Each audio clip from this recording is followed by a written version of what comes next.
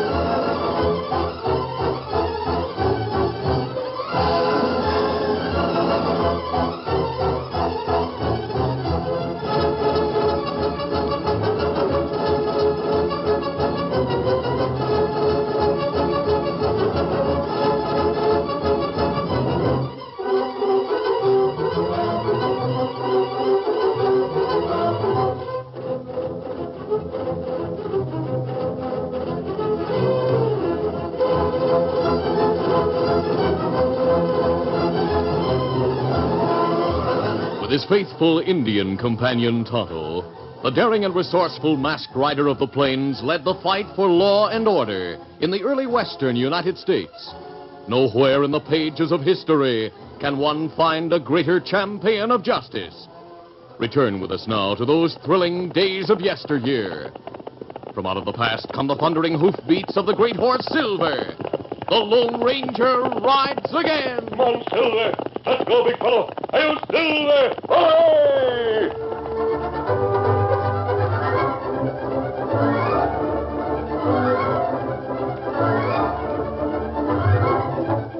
Nell Martin was a small, wiry woman of middle age who had spent her life in Omaha. When her bachelor brother died in the Texas town of San Felice, Nell inherited the Lone Star stage line.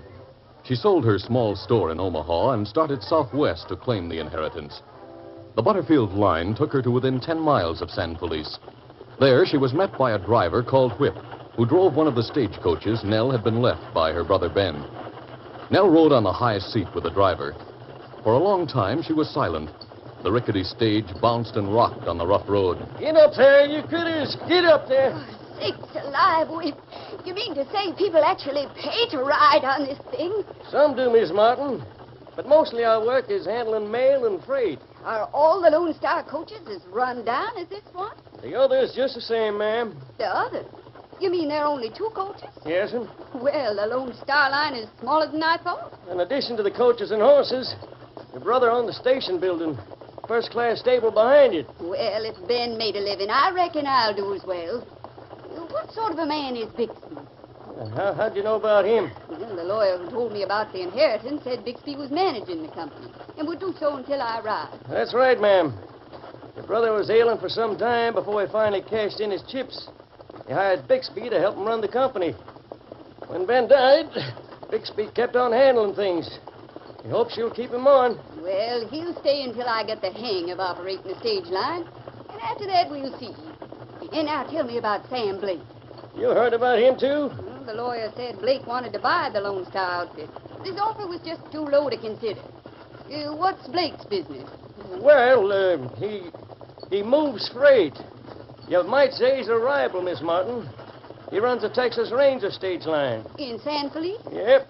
You mean to say there's 2 stage lines in the one small town? That's right, ma'am. Oh, that's no doggone good.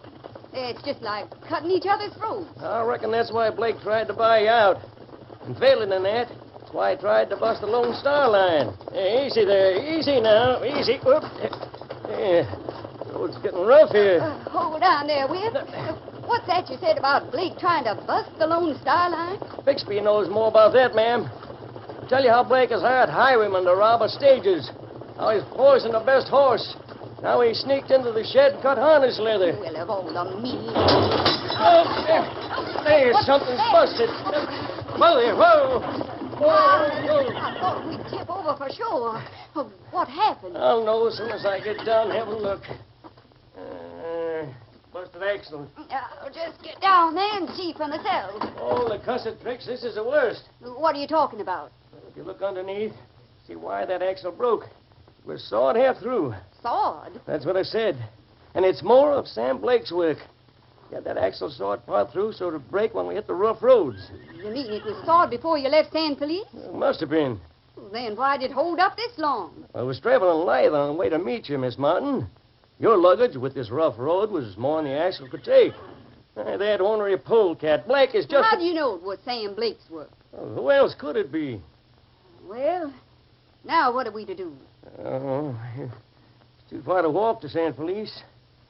I'll take one of the stage horses and ride bareback. I'll bring back a spare axle and tools and a buckboard. Unless you want to walk or ride a horse bareback, you'll have to wait here. I'll wait inside the stage out of the sun. The driver rode away, and Nell settled herself comfortably inside the coach. She had been there but a few minutes when an Indian approached. It was Tonto, the friend of the Lone Ranger, on his way to San Felice. He drew rein and dismounted beside the disabled stagecoach. Nell opened the door and stepped to the road. Well, what are you stopping for? You got ideas of stealing my luggage? Oh, no. Oh, me think maybe you want help. You want ride to town? That's what I'm waiting for. And you ride my horse. Me walk, lead him. Well, I must say that's a generous offer, but no thanks. The driver's going to town for a buckboard. Oh. You, Nell Martin? How'd you know? Well, me hear you come to San Felice. Me Tonto. Tonto, eh? Ah. Well, you seem like a good Injun. Well, me friend. That your man come this way? Hmm? A buckboard come this way from town. Oh, well, sure enough. Well, that's not mine. Whip hasn't had time to reach town to say nothing of getting back. Both Nell and Tonto watched the approaching wagon, driven by a short, round-faced man with a white mustache. The man stepped to the road, doffed his hat, and bowed. Well, a damsel in distress. I'm at your service, ma'am. May I offer assistance? Thanks, mister. But unless you're toting a spare axle in that rig, there's nothing you can do. I'll regret that to my dying day. Maybe you passed my driver riding bareback to town. I did. He'll be back in a little while with an axle. You must be Nell Martin. Oh, sakes alive. Does everybody know about me? Well, that Injun called me by my name, too. You wrote your lawyer when you'd arrived. Within the hour, the whole town knew it. Since then, we've been waiting to welcome you to our midst. I must say, Miss Nell, our little community will be brightened by your grace and charm. Oh, well, now, is that so? Instead of waiting here in the sun, please permit me to escort you to town. My poor rig is at your service. Well, Mr. The name is Blake, Sam Blake. I'm glad to know you. Did you say Blake? Yes, I own the Texas Ranger stage line. Why, you're the one who's tried to bust my business because I wouldn't sell out. You cut harness, poison horses. No, You're the one who had that axle sawed so did it break. But well, now- I've heard all about you, you mealy-mouthed old goat. Yeah, what? If I had a gun, I'd deal with you right now. Now, wait, You Injun there, let me have your gun. You loco Give me wildcat! your gun, Tonto. Oh, you not need Oh. gun. Him go. Get up! Get along there! Well, it's a good thing for him he cleared out. You got proof him make trouble? Well, not yet. But Whipping Bixby should know what they're talking about. I'll have proof. You just wait and see. Now, if your offer still holds, I'd appreciate a ride to town. Only trouble is I'm not wearing a divided skirt. I'll have to sit side saddle, and I'd likely fall unless you help me. Well, me help. Maybe you could ride behind the saddle and sort of hold me on.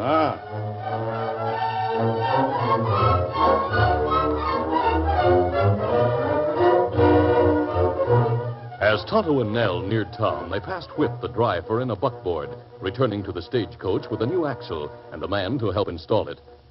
A few minutes later, the woman from Omaha entered the office of the Lone Star Stage Line and met Lem Bixby. After a few generalities, she told about seeing Sam Blake, and about riding to town on Tonto's horse. I saw you dismounting, Miss Martin, and wondered where you met the Indian. Well, now you know. Does he plan to stay in town? No, he's going to buy some goods at the store and then head west to meet someone. Oh. And now, Bixby, tell me about Sam Blake. Did Whip mention the things he's done to hurt us? Whip told me he poisoned a horse, cut harness leather, and robbed our stages. Can you prove those charges? Well, here's how it was, Miss Martin. Blake bought poison, all right. Mhm. Said it was to kill bugs in his garden. And 2 days later, we found a dead horse in the stable. Vet said it was poisoned. He found some of the poison in the oats. The same poison Blake had bought? Yes, ma'am.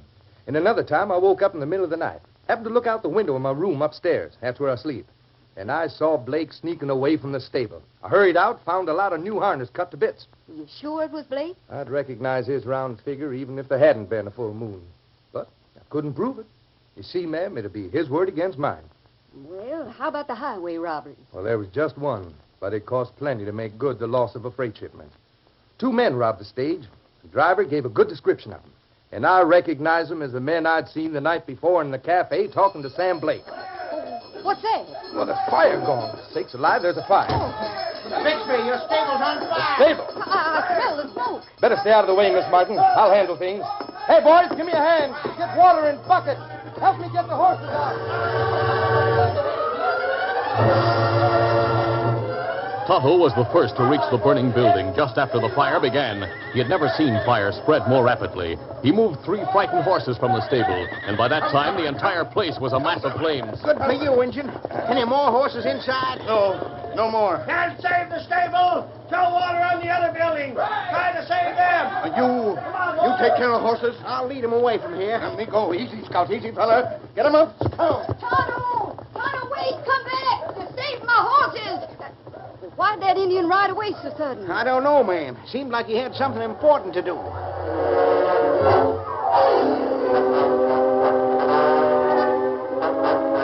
It was after dark when Tonto joined the Lone Ranger in a woodland camp not far from town. He reported events of the day, telling of meeting and aiding Nell Martin, of Sam Blake's plotting against the Lone Star Line, and of the fire. Me happened to see smoke at Dora's stable. Ride there fast. Then see fella run out of stable. Mount horse right away. Maybe him start fire. You didn't go after him? No. First me want to save horses in stable. Me go inside and see flame all over floor. Smell coal oil. Coal oil? Flames leap to loft where plenty hay piled high. Then fire go like gunpowder. Could you save the horses? Oh, me save horses. And then right after, man, me think start fire. Me out of sight. Me follow tracks till dark. Then come here. Well, the moon will rise in half an hour. Perhaps we can pick up the trail by moonlight, Tonto. And that feller know how fire start. Him inside stable. I wonder if he was hired by Sam Blake. Me not know. The loss of the stable may be disastrous to Nell Martin. She might try to salvage a little cash by selling out to Blake. Tonto, I'll saddle Silver. We're moving. Steady there, Silver. Easy. How long will it take to reach the place where you lost the trail in darkness? Maybe half hour. It'll be moonlight by the time we get there. That right. It's not hard to follow tracks on soft grass when moon bright. You show me those tracks, Tonto. I'll follow them alone. And what me do? Ride to San Felice. If Nell Martin decides to sell out, try to persuade her to wait. Easy, steady, big fella. Be ready. Come on, Silver. Get him up, Scout.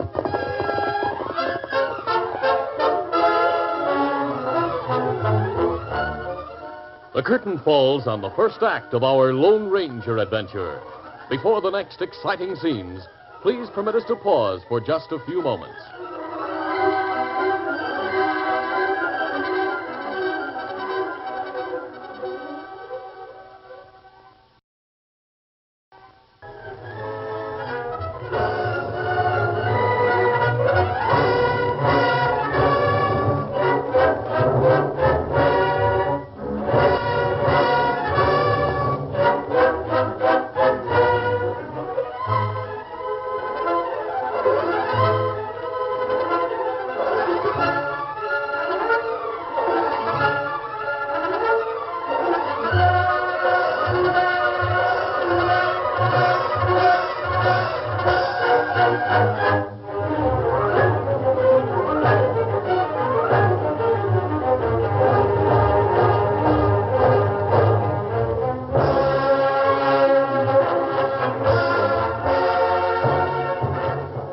to continue. By the light of a full moon, Tonto showed the Lone Ranger the trail of the man who had fled from the burning stable. From there, the masked man went on alone, while the Indian rode to San Felice to prevail upon Nell Martin to postpone action if she decided to sell the Lone Star stage line. The Lone Ranger followed the trail across the plain. It led directly to a small lighted shack at the edge of the woods. Oh, Silver. Oh, easy, steady, big fellow. During the trip, the masked man had decided on a plan that might secure an admission of guilt by the man who had started the stable fire. Leading Silver into the woods, he removed his mask and outer clothing. With stains from the saddlebags, he darkened his complexion and hair. He dressed in buckskin clothing and tied a red cloth around his head like an Indian headband. Then he was ready. Leaving Silver in the woods, he approached the cabin on foot and entered without knocking on the door. Hey, what the... Oh, You better put that gun down, Injun. This is a stick-up. You came to the wrong place. how much you paid for starting fire? What fire you talking about? Fire at Lone Star stable. You think no one see you? I told you once you better put down that gun. Plenty time, poor Indian sleep in hay. You were sleeping in the hayloft? You go to stable, spill plenty oil, start fire, then run. Now you pay, or me tell law. So that's it, huh? You expect me to buy your silence? You pay, or me take you to law. Maybe law find footprints, match yours. I couldn't pay if I wanted to. I have no cash. You get cash from feller who hire you. You come, we call on him. That's not necessary, Redskin. He's right behind you. The Lone Ranger had not heard the opening door. For a moment, he thought the hard-faced man with a twisted grin was trying an old trick to make him turn his head. Then he knew that he was wrong. I'll get him, Spike. The Lone Ranger tried to leap aside, but too late. The barrel of a pistol crashed against the top of his head. He fell to the floor unconscious. Good thing you came, Bixby. I've learned to take precautions. I left my horse at a slight distance and looked through the window before I came in. Yeah, here's a rope. Tie his hands behind his back and then his feet. He was in the hayloft. He saw me start the fire. I gathered as much. Make those ropes good and tight. The Lone Ranger regained consciousness while Spike was tying his feet. His hands were already tightly bound behind his back.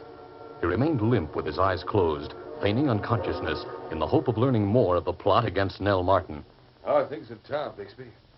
Did the fire destroy the stables? Stables burned to the ground, but my plans aren't working out as well as I figured they would. I left that coal oil you stole from Blake near the stable door. Was it found? Yeah. Well, that should be evidence against Sam Blake. Has the name of his stage line painted on it. Oh, he admits it's his. Came into our office while the sheriff was talking to Nell Martin and me. He saw the oil can, said it was his, but he denied doing anything to hurt the Lone Star Company. Made another offer to buy the outfit from Miss Martin. What did she say? Yeah, she still refuses to sell. Was Blake arrested? No, there's not enough evidence to prefer charges against him. You figured your plan was so simple. Yeah, I thought we'd break the Lone Star line and frame Blake into jail. He couldn't operate his company from jail, so I was going to buy his equipment and horses, get the franchise and mail contract. It'll still work, Bixby. You simply got to make an airtight case against Sam Blake. But he's a slick talker. He'll talk his way out of anything. He could talk it. Hold on. Have you got an idea? Yeah. Dead men can't talk. And besides, we have to do something about this redskin. We can't leave him alive to tell what he knows. We'll get rid of him and Blake at the same time. Now listen. We'll need help. Where's that friend of yours who helped you stick up the stagecoach? Who, Joe? Yeah. As far as I know, he's in that hunter's cabin near the draw. All right, get him and bring him back here. Then the two of you bring this Injun to my office. I'll leave the door unlocked. Just be sure this Indian's gagged as well as tied. Well, I'll start for Joe's place right away. Reckon it'll be all right to leave the Indian here, huh? Yeah. And I'll be waiting for you in my office. For a long time after the two men left, the Lone Ranger struggled against the ropes that held his arms and legs and the gag that had been placed in his mouth. It was well after midnight before he realized the futility and hopelessness of trying to get loose. Then he saw the door swing open and Tonto appeared. Recognition was quick, despite the Lone Ranger's disguise. Tonto whipped out his knife as he crossed the floor. He cut away the gag and then the ropes. Thanks, Tonto. I didn't expect help. I thought you'd be in town. When we learn woman not intend to sell out company, we go back to camp. You not there, so me follow trail. Tonto, Miss Martin's manager has made all the trouble. Him name Bixby? Yes, he came here and caught me off guard. He hired a man named Spike to set fire to the stable. You got proof of that? No, but we may get evidence against those men tonight. They're planning a final move. It calls for a double murder. I'll trap them with your help. What me do? Replace the gag and ropes, but make them loose so I can slip out of them when I have to. Now, Silver's in the woods near this cabin. Take him with you and take my regular clothing. Leave Scout in his place. Me savvy. Then go back to town. You'll have to waken several people. It was 3:30 in the morning. Bixby sat alone in the office of the Lone Star stagecoach line. The only light was that of the moon, which slanted in the large front windows. The smell of smoke from the burned stable behind the building still hung in the air. Presently, the manager heard the back door open. Well, at last. Good work, Spike. I see you brought your pal. Yeah, and the engine. Having any trouble with him? Nah. We found his horse in the woods near the shack. We just threw him across the saddle. He didn't like it. Now what? I'll watch the Indian.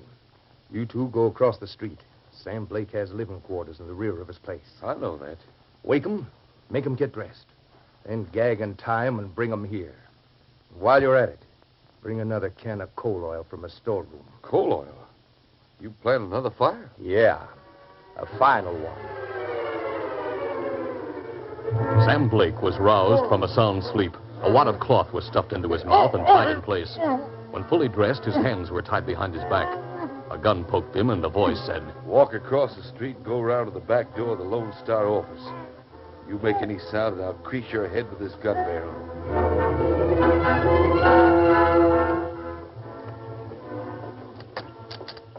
Here's Blake. Bye. Joe has the coal oil. Right here, Bixby. Should we spill it over the floor, same as in the stable? Yeah, but wait till you hear the instructions. Now, here's the story that I'm going to tell. I'll say I was in my room upstairs. I heard someone moving down here. I took my gun and I started down the stairs. I smelled coal oil. Someone tossed a match and the whole floor seemed to burst into flames. I saw two men running out the back door. So I opened fire and got them both in the back. Meaning Sam Blake and the Indian. Right. There'll be two dead men behind the place to back your story. And no one to deny it. Now, we'll have to time it careful. We spill the coal oil, get all set to start the fire. Then we'll take Blake and the Indian to the rear door and rap them on the head so they can't spoil things. I'll put bullets through them while you boys start the fire. Yeah, be sure the bullets are in the right position. You leave that to me. Now, when you've started the fire, clear out. I'll rush out the back door yelling bloody murder. Just one thing, Bixby. Well? Joe and I expect to be passive on this job, you know. You've been well paid for everything you did. You split over $2,000 that you took from that stagecoach. And I gave you $100 for the stable fire. Well, this is different.